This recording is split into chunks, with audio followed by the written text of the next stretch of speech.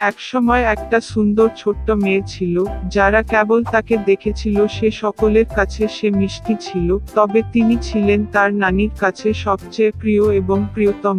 তিনি জানেন না যে তার প্রিয় নাতিকে কি দিতে হবে।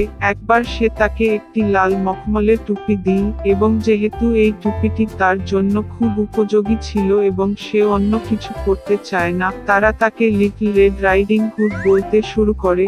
একবার তার মা তার নানির কাছে এক টুকরো পিঠা এবং এক বোতল ওয়াইন নিতে বললেন। তারা বলে যে সে অসুস্থ এবং দুর্বল, এটি তার ভালো কাজ করবে। তিনি আমার মাকে রাস্তা থেকে পালাতে না যেতে আদেশ করলেন, না হলে সে পড়ে গিয়ে বোতলটি ভেঙে ফেলবে এবং তারপরে দাদি কিছুই পাবে না। এবং যখন সে তার দাদির কাছে আসে, যাতে সে তাকে হ্যালো বলতে ভুলবেন না, লিটল রেড রাইডিং হুড মান্য করেছেন, উপহারগুলি নিয়েছেন এবং যাত্রা শুরু করলেন।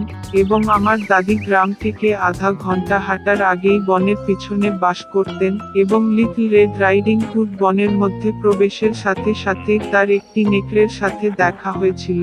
মেয়েটি অবশ্য জানত না যে এটি কি ধরনের ভয়ঙ্কর জন্তুটি, এবং সে তার থেকে কম ভয় পায় না। তিনি বিনয়ের সাথে সালাম করলেন। নেকড়েটিও খুব শালীন আচরণ করেছিল, তাই লিটল রেড রাইডিং হুড নেকড়েকে জানিয়েছিল যে সে তার প্রিয় নানির কাছে উপহার নিয়ে আসছে। এবং যখন তিনি তার দাদির বাড়িতে কিভাবে যাবেন বলছিলেন, তখন নেকড়ে নিজেই ভেবেছিল যে কিভাবে তিনি কেবল বৃদ্ধ মহিলাকেই নয়, একটি সুন্দর মেয়েও খেতে পারেন। এবং তারপরে নেকড়ে ছোট্ট রেড রাইডিং হুডকে সুন্দর ফুল দিয়ে একটি বিশাল ঘাট দেখানোর কথা ভাবল।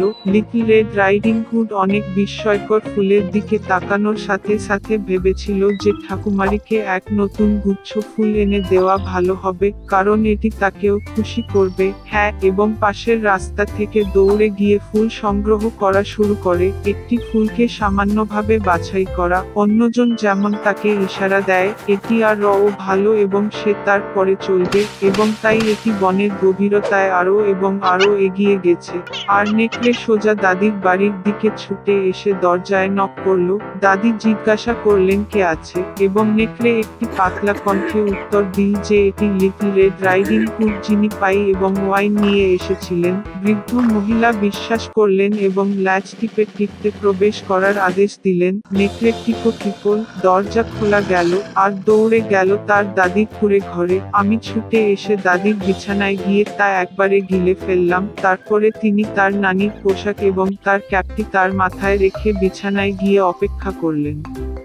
এদিকে লিটল রেড রাইডিং হুড দৌড়ে এসে ফুলের পিছনে ছুটল, এবং যখন সে তার সাধ্যমতো অনেকগুলি পেয়েছিল, তখন সে আবার তার দাদির কথা স্মরণ করে তার বাড়িতে গিয়েছিল। তিনি খুব অবাক হয়েছিলেন যে দরজাটি প্রশস্ত ছিল, এবং যখন সে ঘরে উঠল তখন সে তার দাদির কাছে ডাকল, কোনো উত্তর ছিল না। নাতনি বিছানায় উঠে এসে দেখল দাদি শুয়ে আছেন, এবং তার ক্যাপটি তার নাকের উপর টানলেন, এবং এটি খুব অদ্ভুত বলে মনে হয়েছিল। লিটল রেড রাইডিং হুড বিস্ময়ের সাথে জিজ্ঞাসা করলেন যে দাদির এত বড় কান কেন, এবং নেকড়ে একটি নানির কণ্ঠে উত্তর দিয়েছে, আরো ভালো শুনতে। তারপরে লিটল রেড রাইডিং হুড দাদির এত বড় চোখ কেন জিজ্ঞাসা করলেন, আপনাকে আরো ভালোভাবে দেখতে, নেকড়ে উত্তর দিন, আর বাহু এত বড় যে ধরতে পারা সহজ। এবং যখন লিটল রেড রাইডিং হুড নেকড়ের মুখটি দেখেছিল এবং কেবল জিজ্ঞাসা করেছিল যে দাদির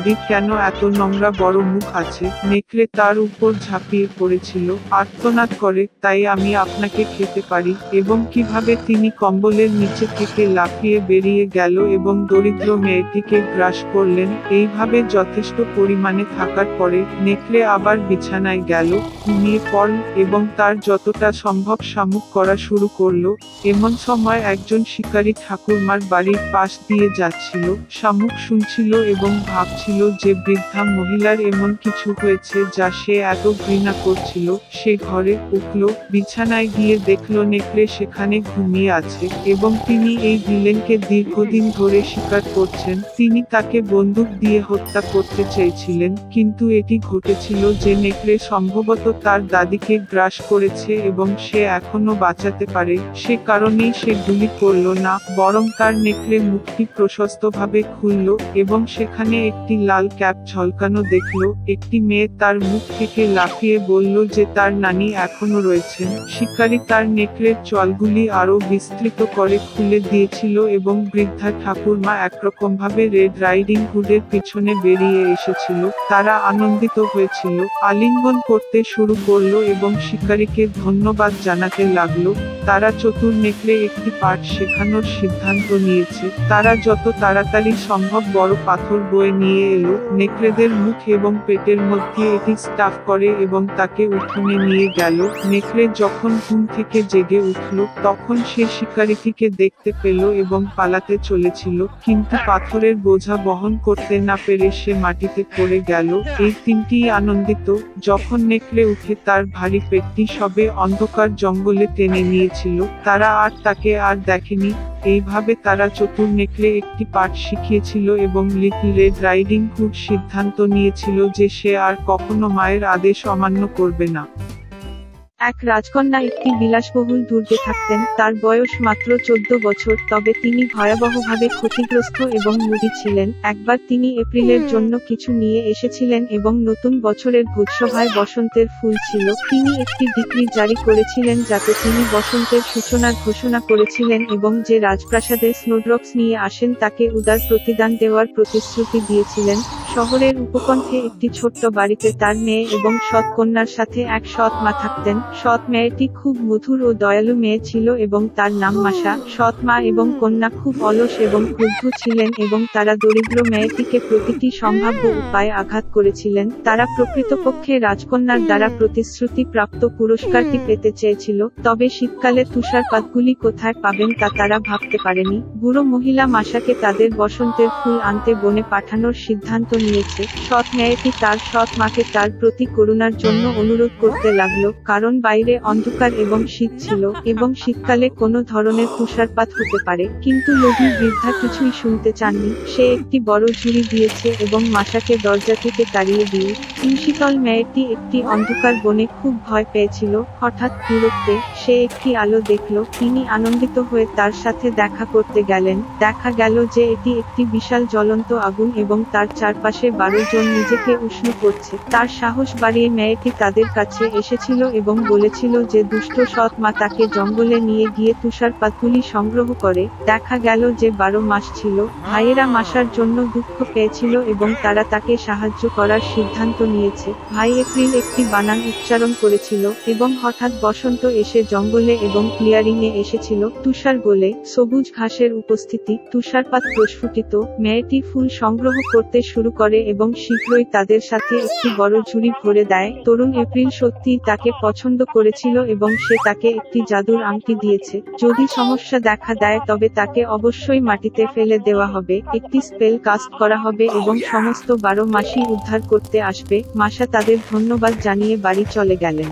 মেয়েটি যখন স্নোড্রপগুলি বাড়িতে এনেছিল তখন সৎ মা ও কন্যা এতে খুব অবাক হয়েছিল। মাসা যাত্রা থেকে খুব ক্লান্ত হয়ে পড়েছিল।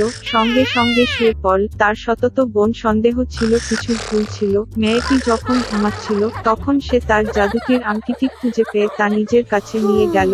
ঘুম থেকে ওঠার পরে সৎ মেয়েটি ক্ষতিটি আবিষ্কার করে তিনি রিংটি ফিরিয়ে দিতে ভিক্ষা শুরু করলেন, কিন্তু তার সৎ মা ও মেয়ে কিছুই শুনতে চান না। ঝুড়ি নিয়ে তারা ছুটে গেল রাজপ্রাসাদে। প্রাসাদে একটি দুর্দান্তভাবে সজ্জিত নতুন বছরের গাছ ছিল, তবে আসন্ন উদযাপন মোটেই মজাদার রাজকন্যাকে সন্তুষ্ট করেনি এবং কেবল যখন সৎ মা এবং কন্যা তার জন্য একটি সম্পূর্ণ ঝুড়ি তুষারপাত নিয়ে এসেছিল, রাজকন্যা তার ক্রোধকে করুণায় পরিবর্তন করেছিল। ফুলটি কোথা থেকে এসেছে তা সৎ মা স্পষ্টভাবে উত্তর দিতে পারেনি এবং তাকে স্বীকার করতে হয়েছিল যে তার সৎ পুত্র সেগুলি সংগ্রহ করেছিলেন। রাজকন্যা তৎক্ষণাৎ তুষারপাতের সাহায্যে ঘাটে যাওয়ার সিদ্ধান্ত নিয়েছে। পথে তিনি দরিদ্র মাসার দিকে চেয়ে রইলেন, যাতে তিনি যে জায়গাটি বেছে নিয়েছিলেন সেখানকার জায়গাটি সে দেখায়। মেয়েটি বলল যে সে এটি প্রদর্শন করবে, তবে কেবল যদি আংটিটি তার কাছে ফিরে আসে। এই রকম অসম্মান থেকে রাজকন্যা রাগান্বিত হয়ে রিংটি ফেলে দেয়, তবে সৎ কন্যা একটি বানান ফেলতে সক্ষম হয়েছিল।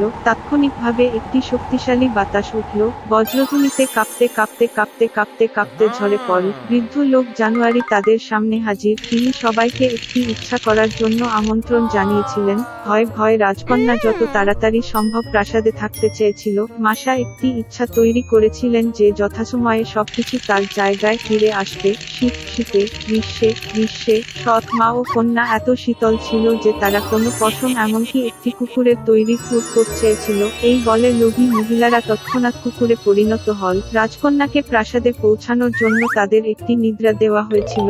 মাসা ভাইদের তাদের সহায়তার জন্য ধন্যবাদ জানায়। তারা প্রতিশ্রুতি দিয়েছিল যে সৎ মা ও তার মেয়েকে মানুষা ফিরিয়ে আনবে, তবে কেবল তখনই তারা বাধ্য হয়। মাসগুলি মেয়েটিকে একটি দুর্দান্ত বিড়ম্বনা দেয় যা ঝাঁকুনিযুক্ত ঘোড়া দ্বারা সজ্জিত। তাদের দেখে রাজকন্যা প্রাসাদে যাত্রা শুরু করল। রাজকন্যা তার জীবনে প্রথমবারের মতো দয়া করে শব্দটি উচ্চারণ করেছিলেন এবং মাসা সানন্দে রাজি হয়ে গেল।